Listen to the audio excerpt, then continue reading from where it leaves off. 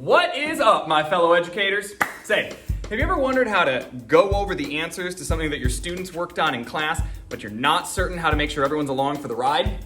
Keeping all of your students engaged can feel daunting, and holding them accountable is tough. But here it's no sweat. Get ready to up your teacher game by combining attention signals, discussion and response protocols, and movement into a versatile lesson template that is greater than the sum of its parts.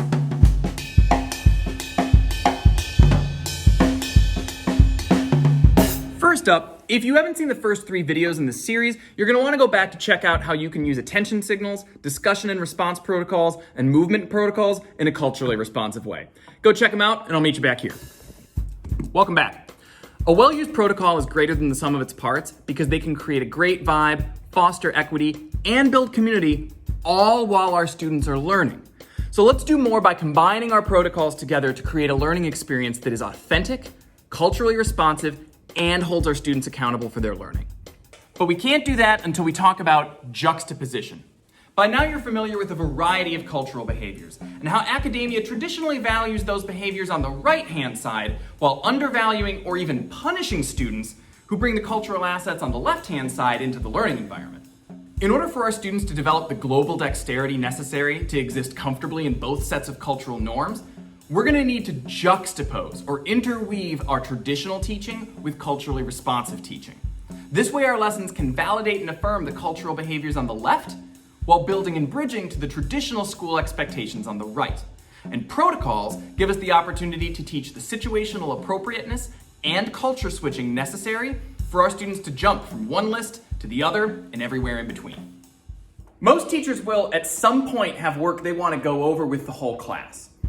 It sounds simple enough, but experienced teachers will tell you there's a lot of nuance to doing this well. Think about it. How are you going to call on your students? Cold calling on somebody can feel unfair and raise anxiety. Asking for volunteers usually fires up the same small group of students. What guarantees students are prepared to answer if they're called on? And how do you know it reflects quality work? What prevents students from copying down work from their neighbors? How do you make sure all students are participating in the work? How do you know the students that thrive in school aren't dominating the learning environment, leaving other students in the background? And consider the moment when a correct answer is given and everyone writes it down. How do you know that everyone considered the question first? How do you know that students aren't writing down a bunch of answers they haven't considered at all? It's a lot to think about. And without a strong structure, it's easy to feel like the results of going over the answers isn't worth the time spent in class to review them. So let's do better. Let's use attention signals, discussion and response protocols, and movement to juxtapose traditional and culturally responsive teaching using protocols that either validate and affirm or build and bridge to all of these cultural norms. Here's the basic format. Class is getting started, so you use an attention signal to get your students engaged. All right, folks.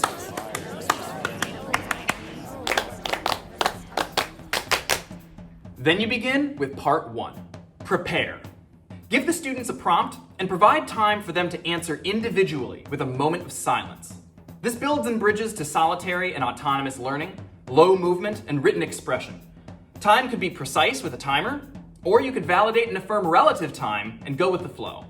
But you aren't culturally responsive unless you're talking about these things with your students. Part 2, collaborate. After quiet work time, use a protocol to let your students interact, check their thinking, and collaborate.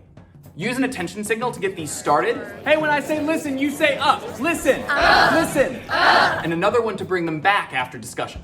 When I say time 2, you say move on. Time 2, time 2, move on. You could do a stationary one like turn and talk, or you could get them moving with a protocol like give one, get one, or musical shares.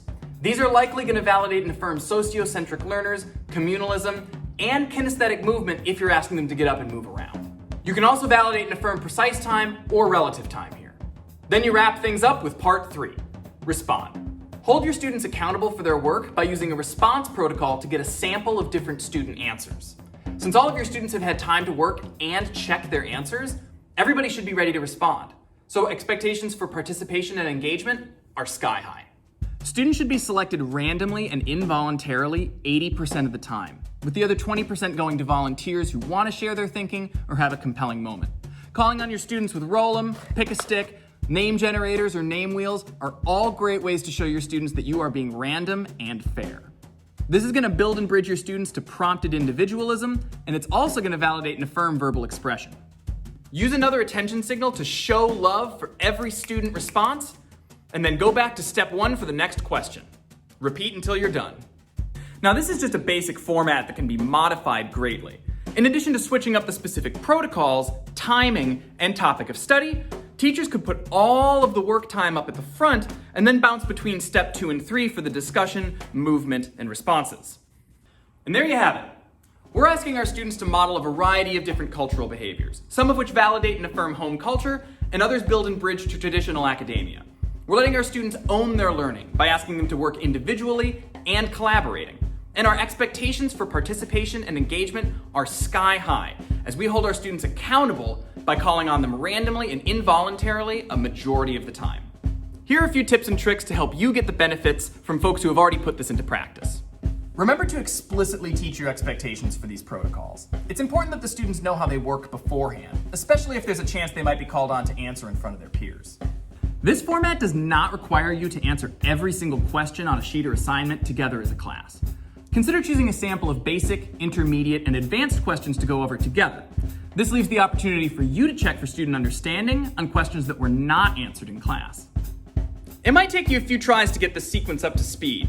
Most teachers give students too much time every step along the way, so consider picking up the pace. Calling on students randomly and involuntarily can be tricky. After years of doing this, here are my best suggestions. Make sure your students know how they're going to be called on before they start working so they can be ready. Emphasize that since everyone has had a chance to compose their answer and check it, that everyone should be ready with their response and on deck for involuntary selection in step 3. Being called on in front of the entire class can raise anxiety a lot. Make sure your students know that you are not looking for the right answer, but rather their answer. This also validates and affirms subjectivity. Your students' anxiety will further lessen if you can avoid correcting student responses on the spot. This is easier if you call on multiple students in succession, which takes the spotlight off of any one answer and gives you the chance to focus on what was correct about the group's responses as a whole. If you call on a student and they still don't have an answer, don't make a big deal out of it. Move on, but tell them you're coming back to them for the next question. It's important for your students to see that everyone is expected to participate in this community, and that saying, "I don't know," doesn't get you off the hook. I think you're going to love the way this transforms the way you spend time working with your students. Keep on adding more protocols to your toolbox, check out the Center for Culturally Responsive Teaching and Learning for more information, and never stop upping your teacher game.